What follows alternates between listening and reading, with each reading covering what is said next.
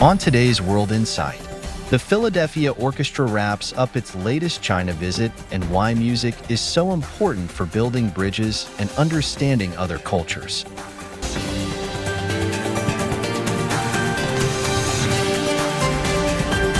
Hello and welcome to World Insight. I'm Tian Wei. People-to-people exchanges is always important to any healthy bilateral ties.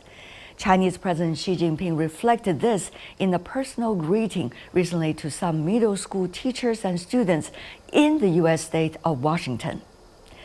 The Philadelphia Orchestra has been a staple of bilateral ties between China and the U.S. since its first visit to China in 1973.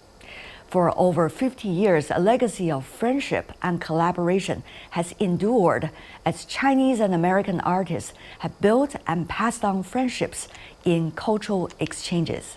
Joining us as we listen to their stories.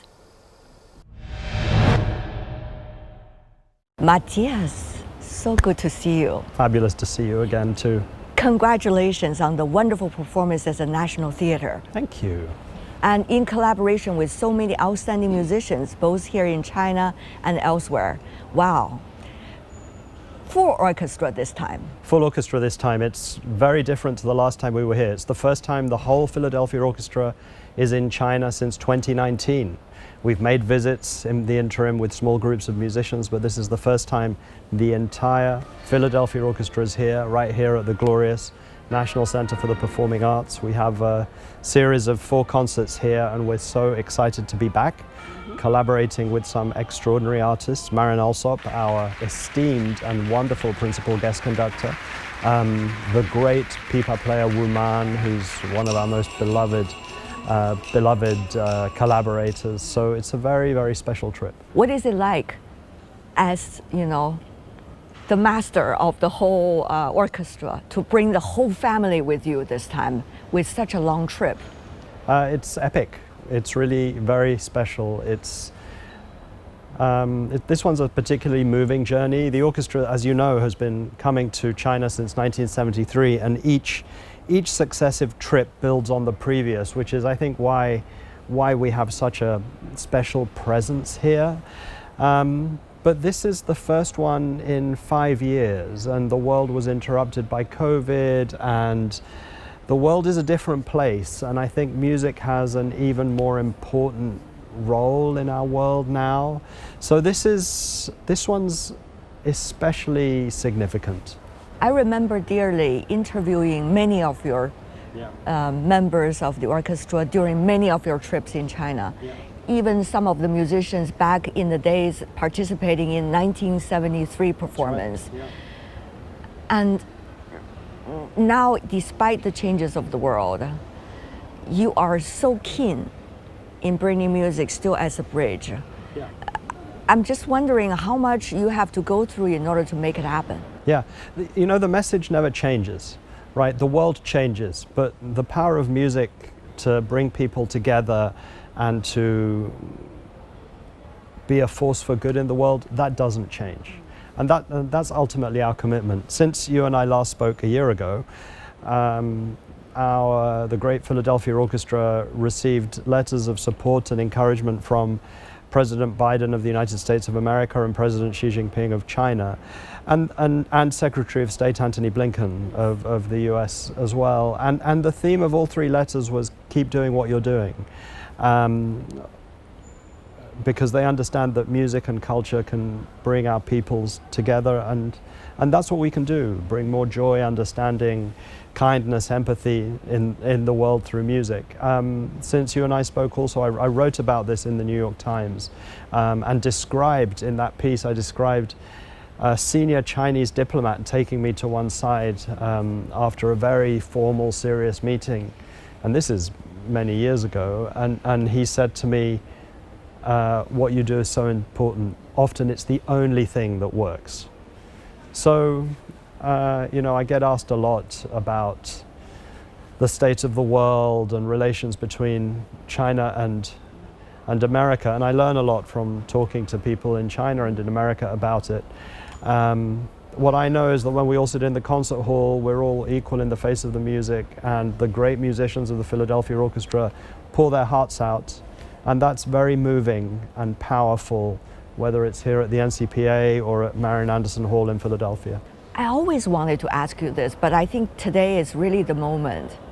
Matthias, 1973, Eugene Ormandy brought as a conductor the orchestra here to China. I mean, for you, maybe it's hard to think about that circumstance and imagine it, let's just say 10 years earlier. But now, I really wonder if you have another extra layer of understanding about his circumstances and the cause he built and the orchestra's significance. Yeah. Listen, what Mr. Ormandy did was an act of courage and faith, unlike the world had seen up to that point in the arts. Okay? He suggested to President Nixon, you know, could we take the Philadelphia Orchestra, or Nixon suggested to him, and he just said yes. And it was an extraordinary act of courage on behalf of the musicians of the orchestra and of Ormandy. Fundamentally what it did is that it humanized a group of Americans to the Chinese people they met, and the Chinese people that were met by the Americans, they were humanized for each other, just people. And that was not the perception then. You know, there were no smartphones. I mean, there were jet planes, but not like today. I mean, it was an incredible thing. And, you know, we complain about the travails of travel. It's hard to come from America to China nowadays. But it's a lot easier than it was in 1973. I have a very strong sense of standing on the shoulders of the musicians of the orchestra then, two of them who are still playing in the orchestra today, David Booth and Renard Edwards. But yeah, I mean, we're standing on the shoulders of their achievements. I'm very conscious of that. Have you realized, Matthias, that you and your colleagues are also making history in a way? So we think about that a lot as well, because 1973 was 51 years ago, so we feel like we're writing a new chapter now of the next 50 years. And actually, we talk a lot that it's our responsibility to make sure that in 50 years' time, whoever succeeds us is saying, you know, thank you to them, that despite what chaos there may be in the world, and I hope there isn't chaos, I hope there's peace and harmony and understanding, that despite whatever's happening in the world, thank goodness that the Philadelphia Orchestra came back to China. As it has been committing. As stayed committed, that, you know, important media covered it properly like you do, that audiences came and appreciated it, and that the world saw it. You've been interacting with the Chinese public so much this time, every city you go to. Yeah. What was it like to interact with the Chinese public? It's wonderful. I mean, we just did a pop-up performance with a string quartet at the National Museum.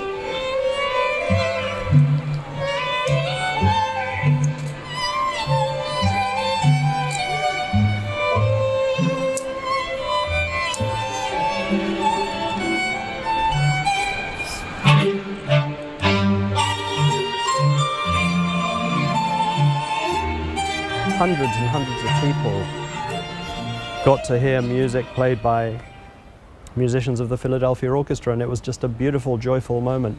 No, people are people that love music, and you know, Wuman just said it. That's the constant. To make something like this happen also takes a village, and this trip has been especially important because the communities that have come together to make it happen have been remarkable. Hainan Airlines provided an airplane one of their beautiful 787-9s to pick us up in Philadelphia, bring us the entire Philadelphia Orchestra, instruments, cargo, everything. From Philadelphia to Beijing. Then they take us from Beijing to Chengdu, Chengdu to Haikou, and Haikou back to Philadelphia.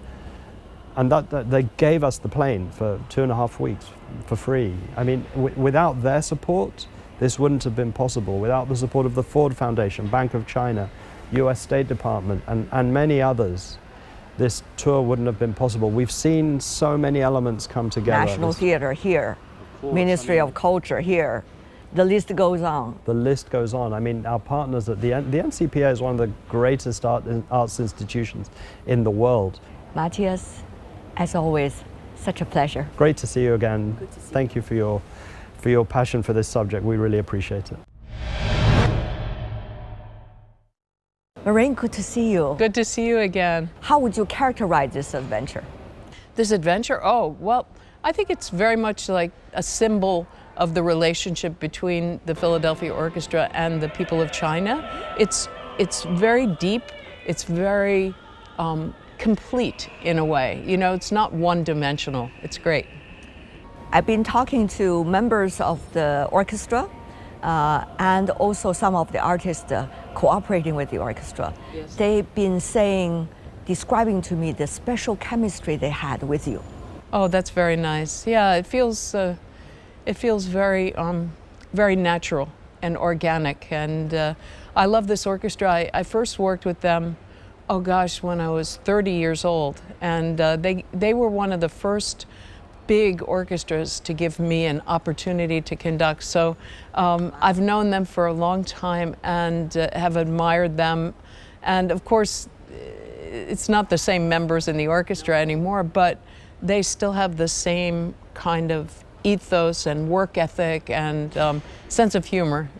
Really? Yeah, the sense of humor? They have a good sense of humor. What kind of sense of humor? I'm curious. Yeah, well, you know, they're pretty sarcastic. It's East Coast. yeah, right. And here, this time, another very historical moment, given the changes we're seeing Of course. in the world. Yes.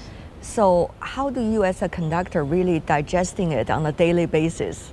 You know, what's going on, and, you know, to still make sure you can work with the musicians to bring the best, the purest out?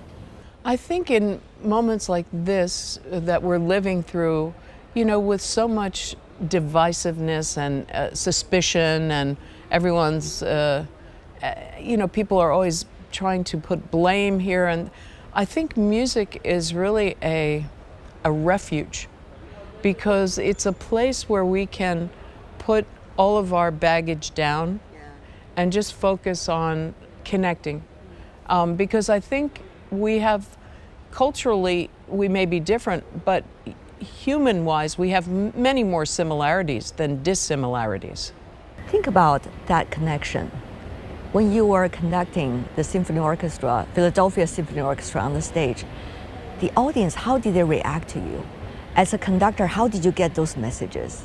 You know, the audience was so welcoming and so warm, and the musicians and I felt it right away. And I think, you know, this is an orchestra that they're consummate professionals, and they're able to, you know, step on the gas just at the right moment, you know, to hit the right speed. I like that analogy. So it's a lot of fun. You think about all these musics that you need to work with as a conductor, not only, you know, traditional classical music from the West, but also all these musicians and the different genres. How does that work for you? How do you, you know, digest, absorb, and also play with it, have fun with it?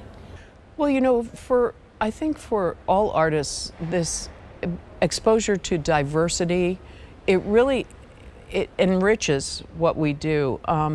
And I've had the great the great experience of being music director in Brazil. Yes. So I learned all about Brazilian music. I didn't know anything about it, not just the classical music, but popular music. And now, for example, I'm music director with the National Orchestra in Poland, National Radio Orchestra. So I'm learning all about the Polish tradition and these Polish composers. I didn't know them at all. You know, and every time I'm exposed to this music or working with this pipa concerto, you know, I think it expands your ability to grasp things as an artist. These days for artists can be tough and challenging. Yes, of course. Especially after the pandemic, and also the kinds of fragmented world. How do you as an artist, as an outstanding maestro conductor, dealing with this and understand even better what music could mean for all of us? Well, I think as artistic leaders, we need to really stand up for the art form and for the genius of humanity, the creators. And you know, there's genius in every culture, in every civilization, and it's our responsibility to preserve that, I think, and treasure it. So that's what we're trying to do here, and it just feels very rewarding, as you say, especially in times like this that feel so uncertain and antagonistic. I hope that through music we can bypass all of this kind of strife and go directly to that emotional connection that we have. How do you try to do something for the world? I also think that we have a great responsibility and opportunity to give back to young people so that young people can be inspired and learn. That's a very important component of this visit. And every visit with the Philadelphia Orchestra. We're working with young musicians side by side. They're teaching, they're giving master classes. And you know, this goes a long way toward connecting cultures and toward really, I think, global diplomacy. And you're watching World Insight. Coming up close with Grammy-nominated artist Wu Man, a master of ancient Chinese music instrument, the pipa, in her collaboration with the Philadelphia Orchestra. Stay tuned.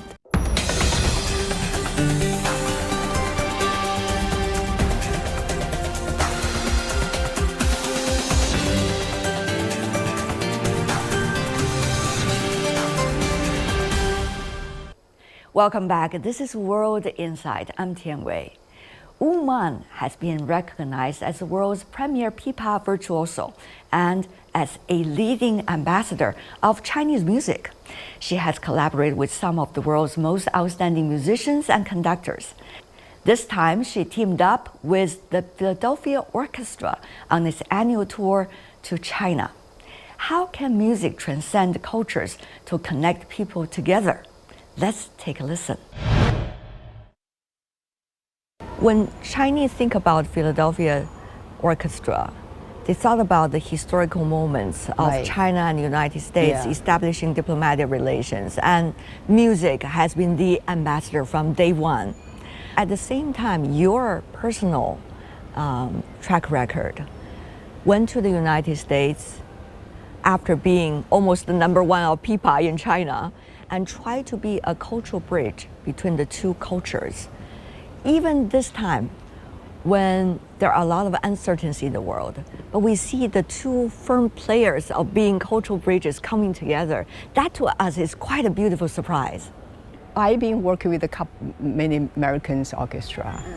So as I mentioned, a small circle, and when Philadelphia Symphony looking for something, but of course Matthias is my great, dear friends. We all understand music, and so I think this is the great time. But also, I'm sitting here in NCPA, and I remember that this pipa concerto by Xi Jinping was premiered here 2014, 10 years ago. Wow. There was a China premiered with the NCPA Orchestra on the same stage. And after 10 years later, and now I play with the Philadelphia Symphony in the same stage. Same piece revisited. Same piece, yes, yeah, on the but same very stage. different circumstances. Very different, very different. What was the understanding of the musicians of Philadelphia Symphony Orchestra of this piece? Music actually, we don't have to talk about it. I had a before rehearsal, I had a meeting with the maestro, conduct. We just started. Okay, let's start the first page. I just started play, and she started conduct, and then singing with me. I said, oh, I have a little bit of stretch here. Oh, I got it. Something like that. So you don't have to explain more. Just music speaks everything. And for the orchestra too, immediately they catch the theme and the style. And also Zhao Laoshi, Zhao Jiping, I love his music. Particularly this piece, this Pipa Concerto, he was written for me. So there's a special kind of, to me, like personal special about this piece. And he used my hometown, Hangzhou, and Suzhou, Pingtan music, my hometown music, folk tunes. And so every time I hear that music, that melody, I see the mountains, I see the landscape of my hometown, Hangzhou. Absolutely, and especially during this collaboration, different orchestras play it differently. Mm-hmm. There's something just about it, even though it's the same music, but it's different. Yes, and also different conductor will be different. Absolutely. Yeah. Tell me more about, are there some certain areas when you are playing on the pipa and listening to the music around you coming from the orchestra that's just enticing to you? When the whole orchestra comes up, the string comes out, I start a goosebump. Yes, I started. Why? The warm tone, the color comes. It's so big And rich. rich. This inside, it's inside you. It's not like, oh, the big hall. It's not. It's inside you grow musically. That's why I started goosebumps. I'm all the sweaty. Yeah, that's. I feel like very lucky being a musician. Yeah. Because earlier you brought many musicians coming from Central Asia to China to improvise, the so-called the Silk Road journey in a way. Mm-hmm. And you got so much nutrition, quote unquote, coming from all of them. How would you make sure that all of those will be translated also into the different times when you are whether improvising or rehearsing and performing? As a musician, I play pipa when I was very young, so it's almost like my whole life with me, the pipa. So I deeply understand the language of this Chinese instrument, and how the style, how the intonation, how the ornamentation, the notes, the style, the Chinese, sort of Chinese music. In some way, the style is different, the language is different than guitar, than Western instrument. So when I understand that, and I step out to looking for something different to learn from Central Asian musician, and with the orchestra, kind of I'm learning. I also learning that, and become myself. So that's the richness for me. And I think it's openness is very important. So you get what are they different, what is different from us, from Chinese music, what is the Uzbek style music, or what is the Tajik style music sound like. So that's how I learn. So still working, but comfortably. Because the instrument pipa itself has had its own history. Yes. Interacting with other cultures. Yeah. in Tang Dynasty, people introduced from Central Asia, and it was from a different style to Chinese to develop the way we play right now, the language of the instrument. So in the history, pipa, it's the whole Silk Road history. It's a Chinese history. You can see the develop. So for me, I'm learning that, but I understand, back to what's the roots and how we're gonna go further, and to work with like Philadelphia Symphony or Central Asia musicians, Silk Road music. I really wonder, what is the secret of playing pipa? I mean, when you have all the other string instruments around you, and pipa also is a string instrument, but plays so differently. Well, pipa to me, it's like a person, like a person. Like I always joke, I hate and love sort of relation. It's a difficult, demanding instrument because of the technique. Both hands, I'm still wearing the fingernails. Yes, right indeed. You need to spend a lot of time to practice, to know the instrument, to get to know the instrument, how the sound produced, how come, the technique side. It's like athlete. You have to practice. And then the second level is how this instrument become you. To express for you, to communicate for you to audience. Because I'm not singer, I'm not actors. I will through this instrument to talk to you. So that's another layer. Well, that takes about 20 years. Oh yeah, more than that. I'm still working on that. So I think, and also for me, pipa, it's such a long history. So this is rich culture behind this instrument. As a musician, how do you see the personalities of Philadelphia Symphony Orchestra? And as a Chinese American, how do you see the fact that that orchestra itself play a historical role, in fact, in the two countries that you feel so dear to, China and the United States? I was sitting in the audience. That was for a long time. I never sit in the audience at an ACP concert hall, and sort of listen Philadelphia when they all on the stage. It like my mind like goes somewhere else. And also I looking at each musician, the different color. You the can diversity. See the diversity totally. And then maestro come on the stage, a female, very very powerful on the stage. And the first notes when they come out, all the strings are like oh. That's the powerful. Yeah, that's the powerful. I think that's why they played a very important role, and the audience went crazy, and all the pieces we're all familiar with, a lot of pieces Chinese familiar with, but they're different interpretation, they're different.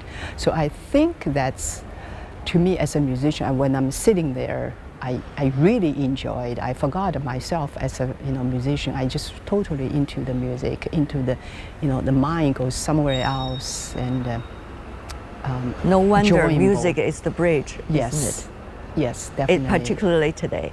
Very much today, it's a bridge, and I am also a bridge. Yes, I see that. What does it take to be a bridge? Particularly now when there are a lot of uncertainties, bilateral relationship between countries can be complicated. People might have different misunderstandings about one another. I think everyone inside, they have music.